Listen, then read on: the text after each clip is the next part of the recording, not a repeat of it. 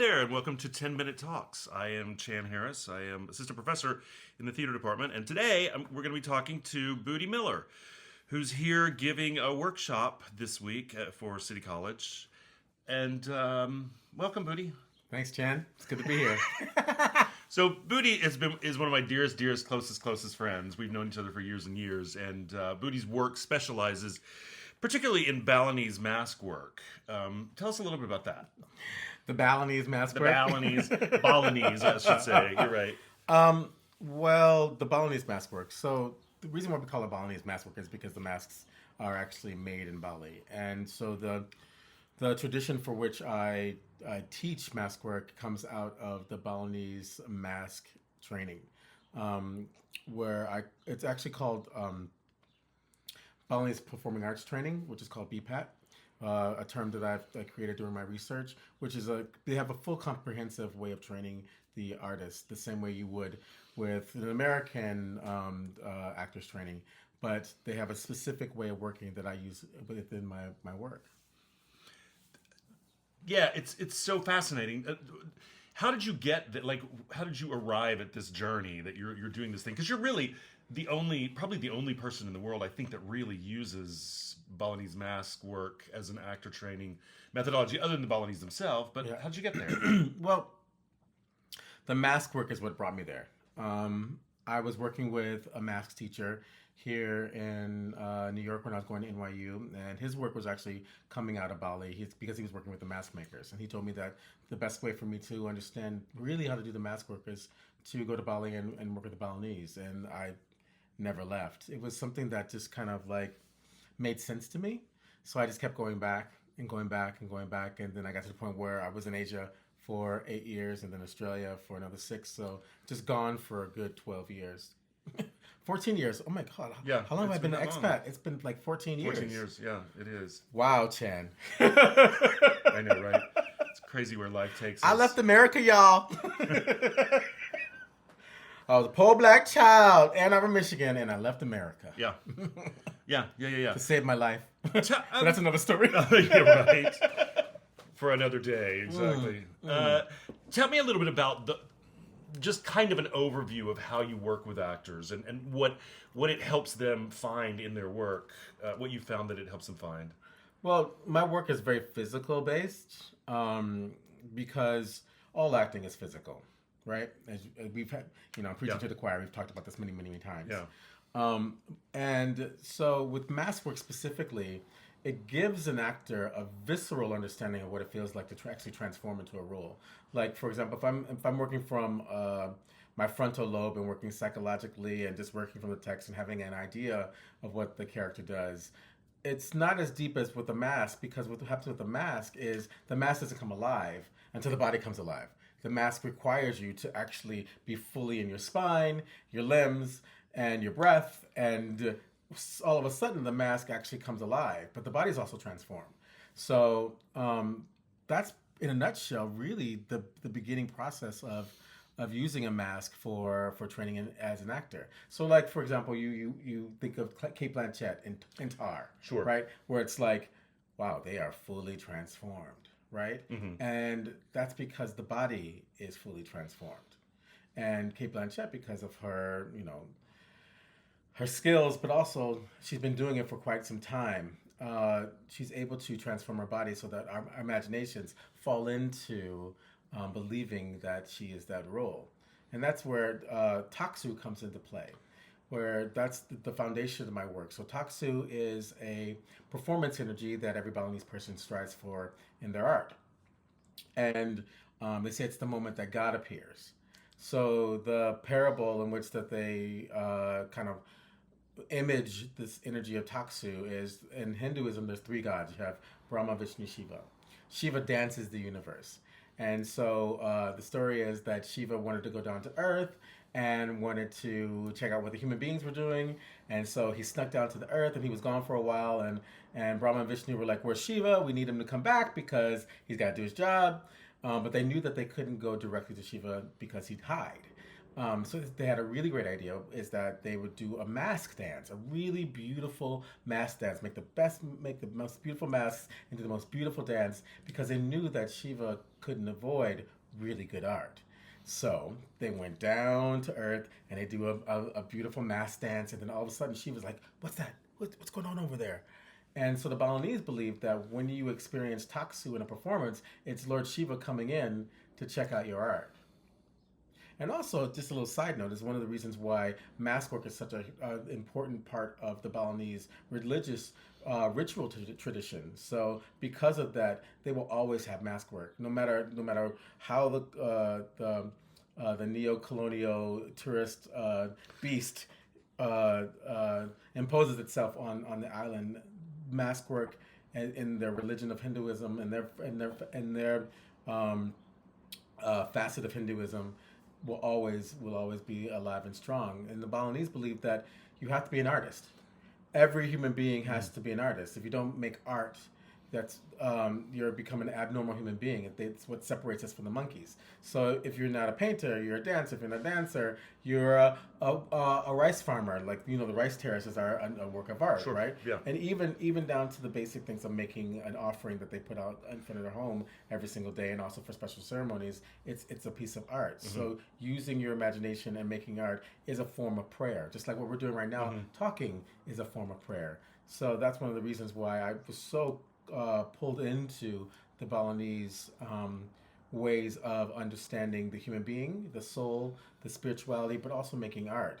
And so that's really kind of like why I kept going back, because my body changed. I loved who I was, and being an African American child growing up in the Midwest in the 70s, and being talented and intelligent was really hard for me in this industry, and not be seen. Right. I didn't have those issues when I was in Southeast Asia, and so it developed me as an artist. So then I was able to come home, like to take the hero's journey, come back and share the knowledge that I was able to garner from the Balinese.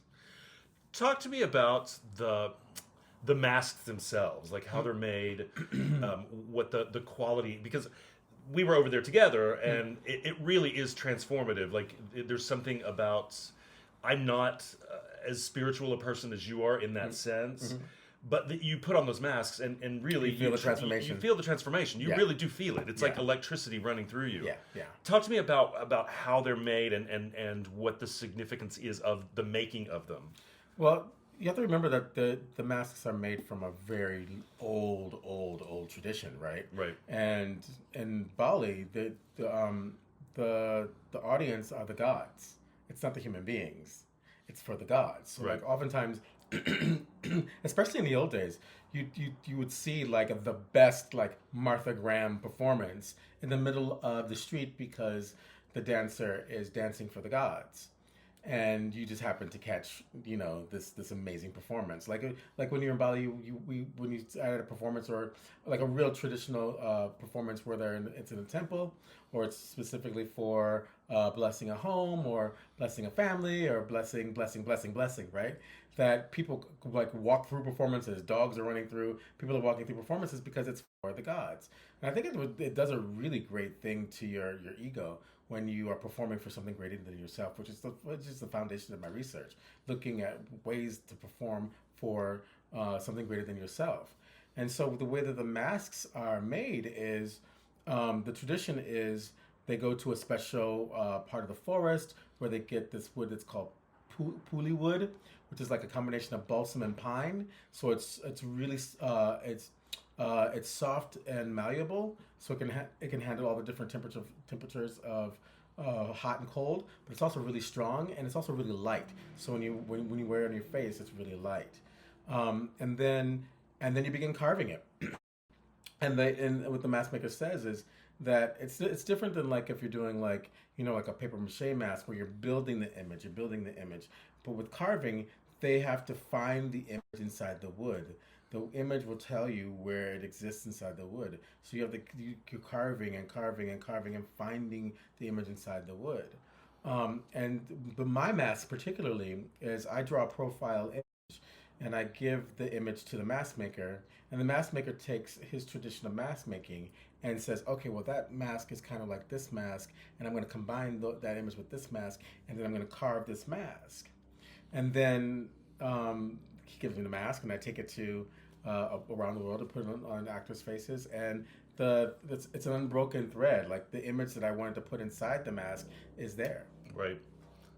Right. Yeah. I remember when we were there, the funeral ceremony, and there was that tie-in that's because when you die in Bali, they preserve the body, but then what is it? How often do they do the funeral ceremony? It depends. It actually depends. It depends on the amount of money that the family has, the cast of the Balinese person, like what role did they play in the community. So, like priests, for example, have to be cremated immediately because in order to become a priest, you go through a ritual ceremony where you are buried alive and you die again and come back. And so because the priest has already gone through that ceremony and ritual, they have to cremate them immediately because they already know how to come back. So they don't want the priest to come back into his body and wreak havoc. Which is one of the fun things is with the cremation is it's a celebration. Yeah. Yeah. So the Balinese believe that when we get to the point of cremation, we have to be in an expanded sense of self. Because you have to let the soul go on to the next life. Right. So we have to cremate the body and send the body back to God. We do a special ceremony where we cremate the body. Every family member that's connected to the family member, we grind the bones and then we take it, put it inside of a coconut and send the coconut off into the sea and giving the body back to God. But we have to be in good spirits. It's a celebration. We have to be happy. I think this is such a brilliant concept because when I remember, I don't know if that you might have. Did you come with me on that trip? I don't know if you were with me on this trip, but my dance teacher died, and I had to go to his cremation, and they were preparing the effigies for his cremation, and so we had to go to the graveyard. And I had just come from New York, and so I still had my Western body, and I was jet lagged, and I had to sit cross-legged on this hard dirt ground, and I was agitated. I was just so agitated, and so what the Balinese did was they had a mask dance performance for the demons to confuse the demons. And while the women were doing a very sacred ceremony where they were preparing the effigies for the cremation. So over here, people are in this, like watching this mass performance, laughing and having a good time. And I'm sitting there and I'm just like, oh my God, my hips. And then something came in and said to me, you don't have to do anything except for be here right now. And then all of a sudden, my hips went, my spine went, and everything was in alignment. And then there was this vibration. Like everybody was on, that I hadn't been on, that I wasn't on. And then all of a sudden I was on. And it was like a clear vibration that everyone was on. All the Balinese were on. And it was like them saying, welcome. Now you are now in the vibration. And I just think it's so brilliant that gratitude and joy and happiness is a very particular high level of vibration, right? So the way the Balinese countered, this very somber effigy ceremony by putting a higher vibration in, is they put theater. Yeah. They put theater there. They put mass dance there. They put the clowns in. And the mass performer is when a mass performer has taksu, they can heal a village. So before they even perform, part of the ceremony is you sit and you talk, right? We talk, this is a part of prayer, right? But also part of they feed you and they get you ready for your performance. But during that time is when you talk to everyone and find out what's going on in the village. What's the latest village gossip? Like who's fighting who? And then that tells the mass dancer what performance they need to do. in order to heal the village. And so then the village are laughing, and then all the different things that come up, because there's always like a Mahabharata story inside of it. And so they pick the right story to play with, and then like it can heal a village. So mask work is for me, the reason why we say it's Balinese mask work is because the tradition of the mask making and the spirit and ethos that I bring with me, and the stories that I've garnered over the past 25 years, living and performing and training and developing work with the Balinese, is in the room. So what my Taksu as a teacher comes from my teachers in Bali who have Taksu, and they're in the room with me. So that's the reason why we say it's Balinese mask work. Right. The community is there. You know, you talk about just like circling back a little bit, that idea of art for the gods, right? Making art for the gods. And it reminds me, even in Western tradition before the 20th century, if you talk to any artist, they would, you know, it was never a question of how you did things. Like Michelangelo making the statue of David, right? He basically, if you had asked him, how are you doing that? He said, well, God's telling me what to do. You know, and until modern psychology, we really create this creativity, our ability to do theater, our ability to make art is the thing that connects us to the gods. And the Balinese still have a really close retention to that. And something that we haven't lost it, but I feel like it's in the back of our minds more. You know, we tend to look at things, you know, you're talking about the work being from the outside in, and we as Westerners sometimes often tend to start inside out. Well, I think the biggest challenge is when we talk about God and religion and spirituality is that when I speak of spirituality and God, I'm not speaking of an institution. I'm speaking of what connects us as human beings. Right. You know, I'm speaking of something larger than us. Yeah, something larger than us. I'm talking about the trees, the nature, the breath we breathe. You know, it's literally impossible to be separate from one another. Our breathing tells us that. I breathe in the same air as you. I process it and give it back. I cannot be separate from you or any other living creature on this planet. Like literally, if I want to say, okay, well, I'm going to put myself in a room and I'm not going to breathe anyone's air, I'm dead. I'm no longer a part of life. You know, so this concept of division between institutions of religion, between institutions of knowledge, is another kind of farce. You know, spirituality for me is really that human connection, and not only the human connection, but the human connection to us as animals on this planet and the nature. And so what happens is when we, especially in the West, because we have so many different factions of belief systems, everyone's, well, my God does this and my God does that and my religion does this, and it's actually that egotistical way of thinking about your sense of self gets in the way of your ability to transform into anything, or to embody anyone else's story, because your belief system gets in the way. But for me, I'm a Hindu, and what I love about Hinduism, it's so broad, and like if you ask anyone to like define it, like everyone has a different faction of it, but like it's also like all inclusive, and the stories are so fabulous, fantastical. Yeah. Like, you know, it's like, you know, who doesn't want several arms and several eyes and heads that spin around and avatars and like be a man, be a woman, be, you know, it's like, yeah, sure, you know.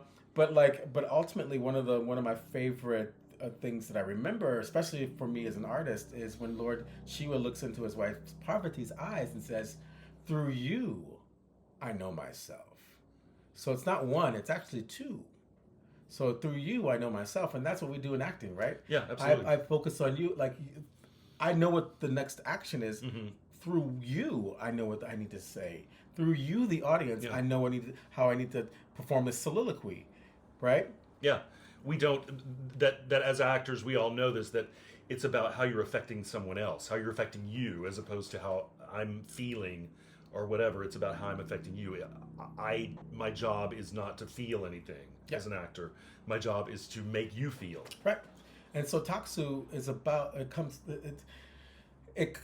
like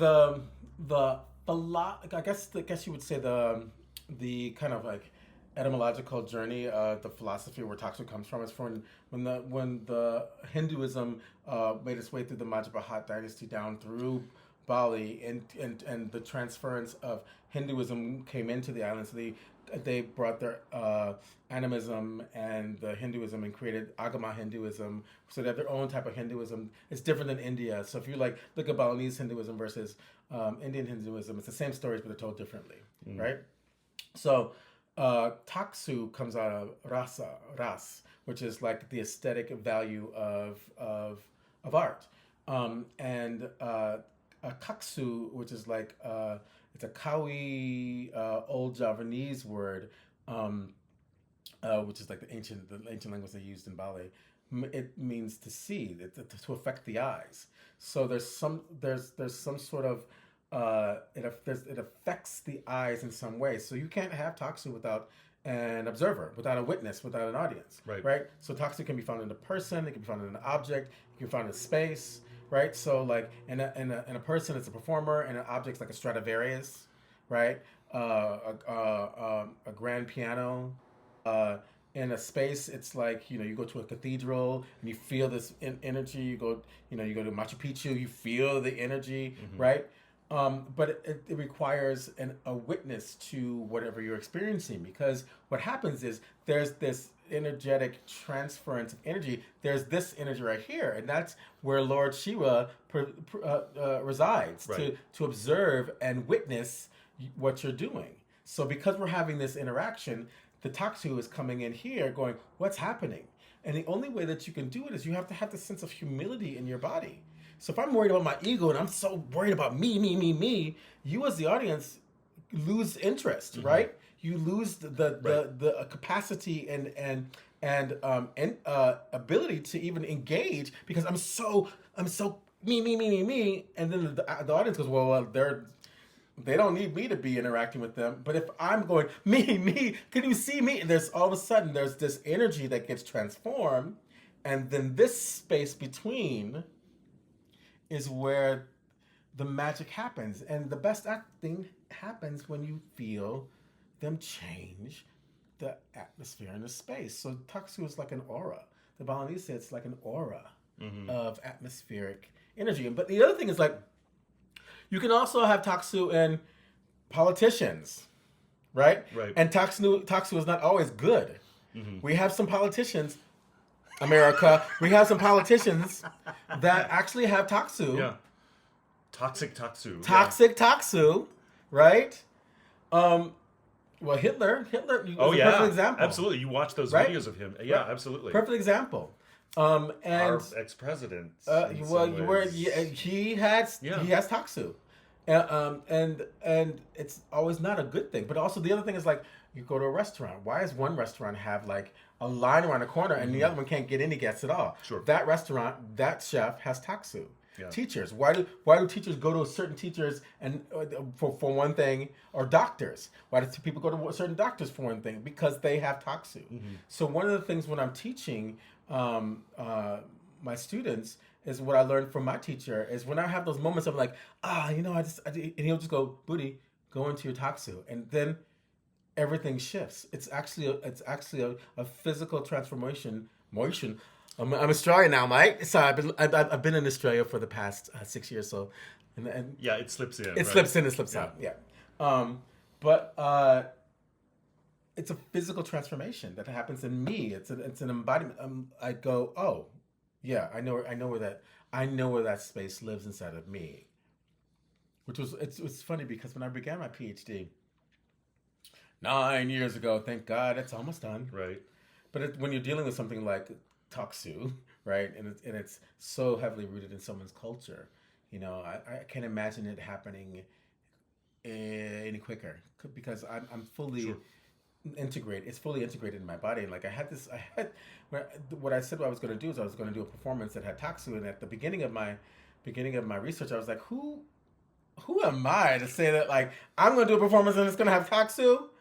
But now where I am in my work and understanding where it lives inside of me and the permission that I've been given by the Balinese people, the island itself, the spirits of Bali, and also my work throughout the past 9 years with engaging with this concept. Yes, of course I'm going to give you a performance with taksu, but it's not coming from a place of ego. It's coming from a place of knowing. Sure. Sure. And that's a thing that we are constantly working on with our actors and our students, is that to teach them how to come from a place of knowing, not a place of belief, but a place of knowing. But you have to start with belief first, right? Yeah. Right? You have to believe in the imagination. And then when you get really good at it, you know the imagination. Yeah. Yeah. You know, and that's where spirituality in your actors training exists for me and when I train actors, because spirituality is just another form of belief. But then when you really want it to embody what you're doing, it's a form of knowing. Like, I don't believe in God. I know God. Right. I don't believe in spirituality. I know spirituality. I know my imagination. I know myself. But the best part about it is, through you, I know myself. So I'm not alone. You know, it's a communal thing. It's communal. Yeah. And that's what Stanislavski was big on, where it was about that was a big part of the training, was that communal energy, the commune. You know, he and Sulezitsky, his acting teacher, because you know Stanislavski was the director, producer, but the acting teacher was Sulezitsky, and they were constantly looking at the spirituality in actors training, and that's actually why the whole method began, because they wanted to figure out how to train actors from a spiritual place, because the early 20th century Russian theater was changing, and the work was so much more expressionistic, and so they were like, well, how do we train actors when the work is really going into this more abstract spiritual space? And that's really where the birth of the method came from. They were trying to figure out how to work on the spiritual connection, and so they were doing bastardized, colonized, appropriated versions of what they were calling yoga, and trying to figure out that they were sitting like in the palm of the hands or the bottom of the feet. Like, it was all over the place. Right. But they were searching for it, and I think that's the most important part, is that what I'm doing is not new. Every artist is looking for that deeper connection to their artistic self. Yeah, and to the gods. And to the gods. Yeah, yeah. Cool. Thank you so much, Budi. We are so fortunate to have you, and I'm really. I'm coming, y'all. I'm coming. I'm excited to see the workshop and to hang out and see how our students transform. So yeah, come play with me. Yeah, thank you all for joining us today, and this has been another 10-Minute Talks.